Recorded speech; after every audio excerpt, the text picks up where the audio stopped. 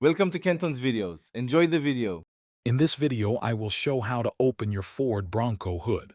First, you'll need to locate the hood release lever inside the cabin. This lever is usually found on the driver's side, often positioned near the kick panel or below the dashboard. Once you've found it, give it a firm pull. You should hear a distinct click, indicating that the primary latch has been disengaged, allowing the hood to pop up slightly. Now that the primary latch is released, head to the front of your Ford Bronco. You'll need to reach under the slightly raised hood, right above the grille area.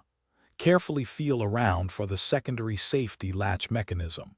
It's designed as an extra safety measure, preventing the hood from flying open unexpectedly. Take your time to locate it by hand. Once you've located the secondary safety latch, you'll need to manipulate it to fully release the hood. Depending on your Bronco model, you might need to push a small lever to the side, or perhaps lift it upwards. This action will completely disengage the final safety mechanism. The hood will then pop up a bit more, giving you enough clearance to lift it open with ease.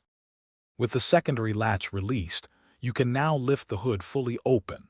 Use both hands for a steady and controlled lift. Next, locate the prop rod, which is typically attached to the underside of the hood or within the engine bay. Extend the prop rod and firmly insert its end into the designated hole on the engine bay frame. This ensures the hood stays securely open while you work. Thanks for watching. Consider subscribing if we helped you.